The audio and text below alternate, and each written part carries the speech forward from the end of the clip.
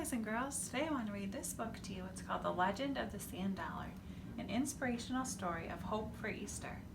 A legend is a special kind of story that tells the meaning of something.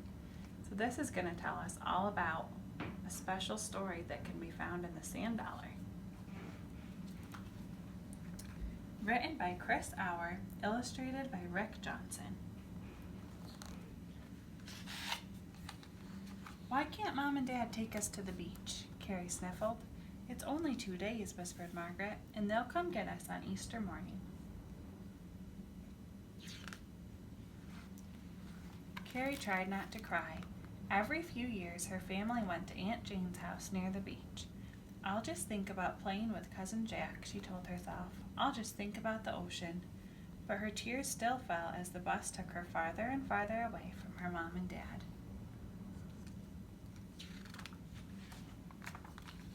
Early the next morning at Aunt Jane's, Carrie went out to look at the boats on the river. Carrie still missed her parents, but soon she heard the put-put-put of an engine coming toward her from upstream. Cousin Jack! "Carrie," Jack hollered, "what do you think about my new boat?" "It's not very big," she yelled back. "Then it's perfect for you." He took her hand as she climbed on board.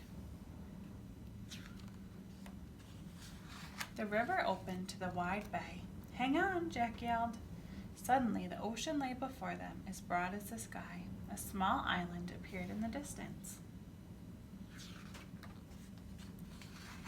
Waves lapped against the shore as Jack beached the boat. "What's this?" Carrie called, holding up a round object. "That's a sand dollar," Jack answered. "A sand dollar?" Carrie cried. "This isn't money."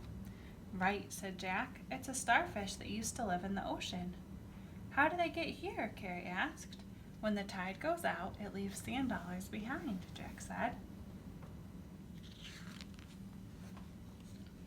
"Why are they called dollars?" she asked. "Real dollars used to be round," said Jack, "and they were made of silver, but sand dollars have value too." "Then I guess we're rich," Carrie teased. "In a way," he answered. "The sand dollar tells a story, the greatest story of all." "Can you see the Easter lily on that side? It's like a trumpet saying Jesus is alive. Now look in the middle of the lily. There's the star from the east that led wise men to Christ. We remember Jesus' birth on this side too. See the Christmas flower? Both sides of the sand dollar tell the Easter story. See the 4 nail holes and a 5th hole made by a spear?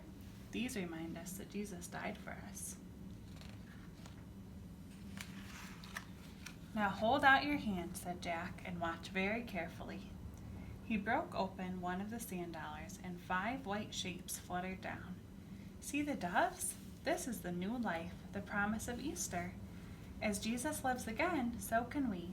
And those doves remind us to spread his promise and this hope to all people." "Oh no," Carrie cried, "we've dropped them." Jack wasn't worried. "The high tide will leave more, over and over, and I have a whole bucket full back home." As the tide rushed to shore again, Jack helped Carrie back into the boat, pushed it off the beach, and jumped inside. The boat crested the top of each wave, hung in the air, then swooped down like a ride on a roller coaster. But all the way back, Carrie could only think about the sand dollar and how valuable it really was.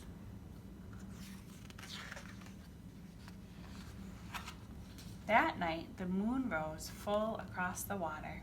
"You know what?" asked Jack. "Your parents aren't that far away, like the moon and the tide. But the moon is far away from the ocean." "They're still connected," Jack explained. "The moon's gravity is what pulls the tide high." "From that far away?" "That's how the tide works. Like how God can remind us that he is close too," whispered Carrie, thinking of the sand dollar. The next morning, Carrie put a sand dollar into her sister's hands. "Happy Easter, Margaret," she said. "Thanks, Carrie." Carrie smiled and asked, "Do you see the Easter lily?" "An Easter lily?" "Yeah, and inside there are little doves. I'll tell you the whole story." As they waited for the parents, Carrie shared the good news with her sister. Soon, Margaret smiled too. Okay, and I have a couple sand dollars here I want to show you today, and we can look at the parts that we learned about in the story. Okay, so here they are. They're all different sizes, and look, there's even a little sand coming out of them since they were from the ocean. And in the back of our book, there's a poem that I'm going to read to you while we look at them. First, I'm going to break one open so we can see if we can find those doves inside. Let's see. See all that sand? Let's see. Oh, look, there's one of the doves. Very cool. Look at these are the ones that look like the little doves. Oops. That's very cool, isn't it? Okay, I'm going to read this poem and we can look at these sand dollars. There's a pretty little legend that I would like to tell of the birth and death of Jesus found in this lowly shell. If you examine closely, you'll see that you find here 4 nail holes and a 5th one made by a Roman spear. On one side, the Easter lily, its center is the star that appeared unto the shepherds and led them from afar. The Christmas poinsettia etched on the other side reminds us of his birthday, our happy Christmastide. Now break the center open, and here you will release the 5 doves awaiting to spread goodwill and peace.